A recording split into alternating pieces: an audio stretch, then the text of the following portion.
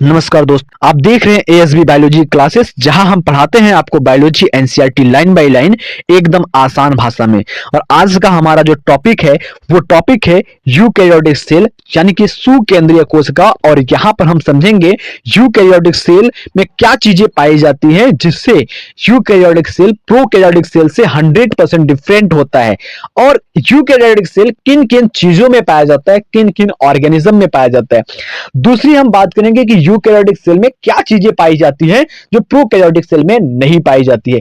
अगर आपको पता है कि यूकैरियोटिक चीजें में क्या चीजें पाई जाती हैं जो प्रोकैरियोटिक में नहीं पाई जाती है, तो वीडियो को शुरू करने से पहले ही आप कमेंट बॉक्स में बता दीजिए। ठीक है, चलिए हम यहां पर वीडियो को शुरू करने से पहले कुछ मेन पॉइंट्स की बात कर लेते हैं कि यूकैरियोटिक प्रोकैरियोटिक से कैसे डिफरेंट होता है। सबसे पहले नंबर पर अगर हम बात करते हैं तो यूकैरियोटिक सेल के अंदर एक बहुत बड़ी चीज पाई जाती है, बहुत बड़ी डिफरेंट पाई जाती है। वो डिफरेंस है वेल डिफाइंड न्यूक्लियस का उपस्थित होना। यानी कि हमने प्रोकैरियोटिक सेल में देखा था जो न्यूक्लियस था उसके पास कोई भी न्यूक्लियर मेम्ब्रेन नहीं था, लेकिन यहां पर अगर हम देखेंगे तो एक प्रोकैरियोटिक सेल के पास क्या होगा, वेल डिफाइंड न्यूक्लियर मेम्ब्रेन उपस्थित होगा। न्यूक्लियस के पास क्या होगा, एक मेम्ब्रेन होगा।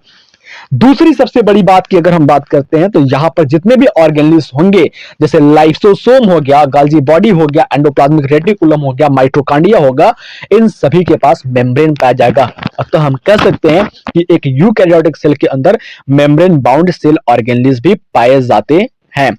दूसरी बात अगर हम बात करते हैं तो यहां पर सभी सेल के अंदर सेल वॉल नहीं पाया जाएगा। केवल कुछ सेल जैसे प्लांट सेल, फंजाई सेल, इन सभी के अंदर क्या होता है, सेल वॉल पाया जाता है और अलग अलग चीजों का बना होता है। दूसरी, यहां पर प्लांट सेल है तो इसके अंदर फोटोसिंथेटिक पिगमेंट भी पाया जाएगा। और तीसरी अगर हम बात करते हैं तो यहां पर बहुत सी चीजें क्या होती है, पाई जाती है, जिसके बारे में हम आपको एक एक लाइन एनसीईआरटी की पढ़ करके और आपको समझा करके बताएंगे। चलिए शुरू करते हैं आज के इस बेहतरीन क्लास को बेहतरीन स्टूडेंट के साथ। यहां पर लिखा हुआ है कि eukaryotic cell including all protist, plant, animal and fungi. कहने का मतलब यह है कि जो यूकैरियोटिक सेल होता है वो कहां पाया जाता है, प्रोटिस्ट। जितने भी प्रोटिस्ट होते हैं, चाहे वो अमीबा हो, ठीक है, चाहे वो अमीबा हो, चाहे वो यूग्लेना हो, चाहे वो पैरामीशियम हो, सभी क्या होते हैं, यूकैरियोटिक सेल के बने होते हैं। दूसरा दूसरा अगर हम बात कर रहे हैं प्लांट, चाहे वो आपका छोटा पौधा हो, चाहे वो आपका ग्रास हो, चाहे वो आपका ट्री हो, चाहे वो आपका हर्ब हो, चाहे वो आपका सर्ब हो, कुछ भी हो, अगर वो प्लांट के कैटेगरी में आता है तो वो यूकैरियोटिक सेल का बना होता है। तीसरा अगर हम बात करते हैं एनिमल, तो एनिमल में अगर चाहे वो आपका ह्यूमन क्यों ही ना हो, इंसान ही क्यों ना हो, लायन हो, चाहे वो आपका हॉर्स हो, चाहे वो आपका पिद्दू सा ग्रोसोफर ही क्यों ना हो, सबके सब क्या होते हैं, यूकैरियोटिक सेल के बने होते हैं। तीसरा अगर हम बात कर रहे हैं फंजाई की, तो फंजाई में अगर हम बात करते हैं तो बेटा फंजाई के अंदर आपका मशरूम आता है। क्या आता है, मशरूम आता है। अगैरिकस आता है, अगैरिकस मशरूम होता है। अगर अगर आता है जिसको अगार कहते हैं। ठीक है, चाहे कोई भी आपका फंजाई हो, चाहे वो आपका ब्रेड मोल्ड हो, कोई भी फंजाई हो, सबके सब क्या होते हैं, यूकैरियोटिक सेल के बने होते हैं। आगे की पॉइंट को अगर हम समझते हैं तो आगे की पॉइंट में क्या लिखा गया उसको समझते हैं। In eukaryotic cell is an extensive compression of cytoplasm through the presence of membrane bound organelle. यानी कि अगर हम बात करें जो यूकैरियोटिक सेल होता है वहां पर साइटोप्लाज्म के अंदर ढेर सारे अलग अलग प्रकार के सेल ऑर्गेनेल्स पाए जाते हैं, मेम्ब्रेन बाउंड होते हैं। हर ऑर्गेनेल्स के ऊपर क्या होता है, एक लेयर पाया जाता है जिसको मेम्ब्रेन कहते हैं। कई तो डबल मेम्ब्रेन बाउंड होते हैं, कई सिंगल मेम्ब्रेन बाउंड होते हैं, और एक आध दो जैसे राइबोसोम की बात कर रहे हैं तो ये विदाउट मेम्ब्रेन का होता है, बिना मेम्ब्रेन बाउंड का होता है।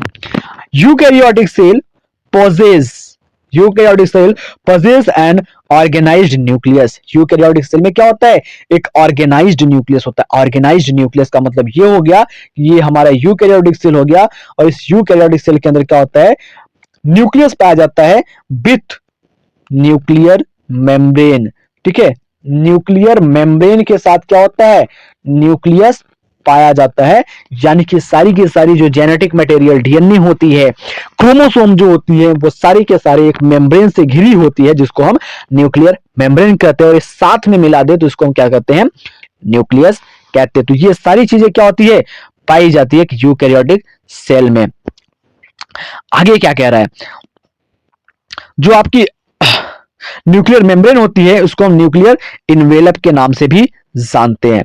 इन एडिशन स्ट्रक्चर, ठीक है, एक मिनट थोड़ा छूट गया लाइन, देखिए, in addition eukaryotic cell have a variety of complex locomotory and cytoskeleton structure. यानी कहने का मतलब ये है कि जो यूकैरियोटिक सेल होता है उसमें न्यूक्लियस के साथ साथ बहुत सारी मैजिकल चीजें पाई जाती है। वो मैजिकल चीजें क्या है, कॉम्प्लेक्स लोकोमोटरी एंड साइटोस्केलेटन पाई जाती है। यानी कि अगर हम बात करें, जो साइकोस्केलेटन होती है वो क्या करती है, एक सेल को फिक्स्ड शेप देने का काम करती है, उसको एक स्टेबिलिटी प्रोवाइड करने का काम करती है साइटोस्केलेटन। हर चीज के बारे में हम जानेंगे एक एक करके।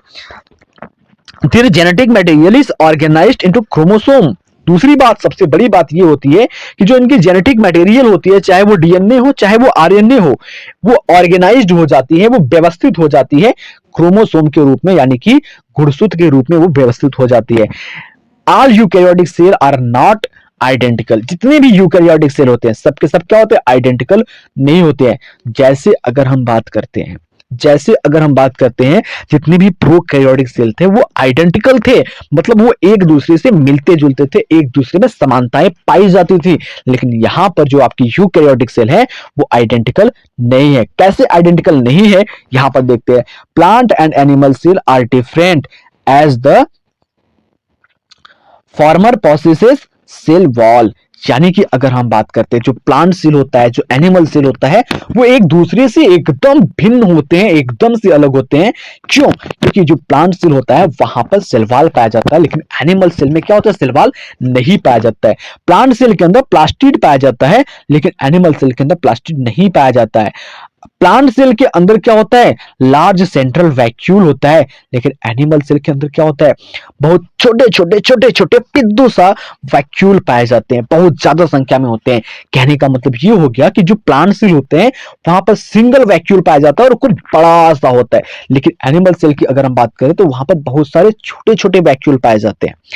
ऑन द अदर हैंड, दूसरी ओर अगर हम बात कर रहे हैं, animal cell have a centrioles which are absent in among the plant cell. यानी कि एनिमल सेल के पास क्या होता है, सेंट्रियोल्स पाए जाते हैं जो सेल डिवीजन में मदद करते हैं। लेकिन वहीं पर अगर हम प्लांट सेल की बात कर रहे हैं बेटा, तो प्लांट सेल के अंदर सेंट्रियोल क्या होता है, एब्सेंट होता है। ये बहुत बड़ा डिफरेंस है। ये प्लांट सेल के अंदर सेंट्रियोल नहीं पाए